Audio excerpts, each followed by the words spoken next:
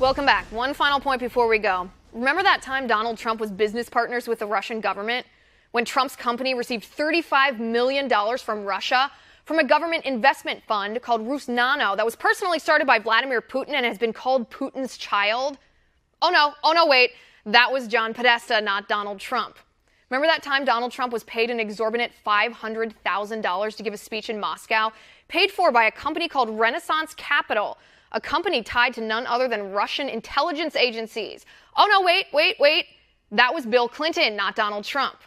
Remember that time Donald Trump approved the sale of 20% of U.S. uranium to the Russians while he was Secretary of State? Oh no, wait. That was Hillary Clinton, not Donald Trump. By the way, this sale gave control of that uranium to Rosatom. You know what that is? The Russian state nuclear agency. Remember that time Donald Trump lied and said he wasn't part of approving that deal that gave the Russians 1/5 of our uranium? And then his emails were leaked that showed he actually was lying and he did know about it? Oh no, wait. That was Hillary Clinton and John Podesta, not Donald Trump. Remember that time Donald Trump coincidentally scored $145 million from shareholders of that same uranium company that was sold to the Russians? Oh no, wait. That was Hillary Clinton and the Clinton Foundation. Remember that time Donald Trump accepted millions of dollars in donations from Russian oligarchs, like the chairman of a company that's part of Russia's nuclear research cluster, or the wife of the mayor of Moscow, or a close buddy of Vladimir Putin? Oh no, wait. That was the Clinton Foundation, not Donald Trump. Remember that time Trump failed to disclose all these Russian donors to his foundation before he served as Secretary of State? And we only found out about the Russian donors because some hardworking journalist combed through Canadian tax records of all places to find that evidence? Oh no, wait. That was Hillary Clinton, not Donald Trump. Make no mistake, we have evidence of inappropriate dealings with Russia, but none of the evidence points to Donald Trump. It all points directly to John Podesta, Hillary Clinton, and the Clinton Foundation. Funny how the mainstream media and Democrats don't seem to care about that. And that's my final point tonight. You can reach me on Twitter at Liz_Wheeler. If you liked the show, please send me an email at OA.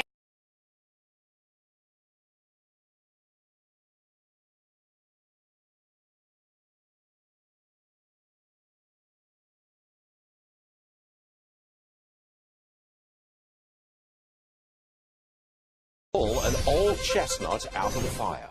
Hillary Clinton still has an email problem. The latest revelation concerns her assistant, Huma Abedin. Her husband, Anthony Weiner. He had 2,800 emails on his computer that came from Huma Abedin, Hillary's assistant. Round and round it goes. Who better to pass judgment than Judge Andrew Napolitano? Give me the big picture, the significance, please. The significance is an FBI acknowledgement that Huma Abedin, Mrs. Anthony Weiner, when she had a top security clearance as the #2 assistant to Hillary Clinton when Hillary was Secretary of State, regularly sent copies of sensitive material to her own laptop so she could look at it at night, either knowing or forgetting that her husband had access to it as well. We know of her husband's fate and his jail sentence, which has nothing to do with this. It has to do with inappropriate and criminal personal behavior. But this yet again shows the culture in the Hillary Clinton State Department of a cavalier attitude about the handling of government secrets. It also shows the FBI awareness of it. It also shows the president's frustration with it when in a tweet this morning he said, there she goes again, crooked Hillary, Jim Comey let her off the hook again. Something I profoundly agree with him on. But he should pick up the phone and call General Kelly and say, I want you to call Jeff Sessions and Rod Rosenstein. Rosenstein's the #2 person in the Justice Department. Tell them to reopen this case and go wherever the evidence takes them. I'm not saying she should be indicted. Go where the evidence takes them. The evidence will take them to an indictment. An indictment of Hillary Clinton? Yes. For breaking the law by putting classified material onto an email to Huma? Yes, and Huma will be a witness against her. That's the way the Justice Department works. They are not bound by the ill-advised, politically motivated decision that James Comey made in the summer of, in July of 2016, not to seek her indictment. I thought it had all gone away. So did I. So did we. All thought it had gone away. But here's how it came out. In a Freedom of Information Act request by our friends at Judicial Watch. And the FBI coughed it up. And the Freedom Watch lawyers are looking at it and saying, We never saw these emails before. They were not part of the original trove of emails that were released. These are yet more Hillary Clinton emails that we never saw, that she swore under oath 3 times she had surrendered to the government when apparently she hadn't. I can't resist bringing Herman into this. He's sitting there patiently waiting to go. Remember Dragnet? I do, yes, but we're the only people around this building who remember. You're dating yourself. Yes, but I wait a know. second. Just the facts, man. Hillary won't go away. No, will she? will not go away. But what this shows, as Judge Napolitano laid out perfectly clear, the cover-up by the Obama administration was very clever until they got thrown under the bus recently with those additional emails. Secondly, that's certainly not going to go away. You have a new administration that wants to expose the corruption and the cover-up. Now, the other part of Hillary going away, you're right. She won't go away because she's looking for relevance, and she's not achieving it the way she thinks she is, with all of the things she's saying, all of the attacks, all of the narrative, etc. So I happen to believe that when and if the president picks up that phone, the case will be reopened like Judge says, and it's about time. Okay. Well, you got it out there, Herman. Yes, I'm glad sir. you did. Well, And you've still got Stuart, 15 minutes left. The more she talks, the more the president loves it. Yes. He's right. And the GOP. She's falling right into his narrative. Yes. And the Yes. GOP, you're They're right. loving it. You're right. And the Democratic elites are cringing. Yes. Now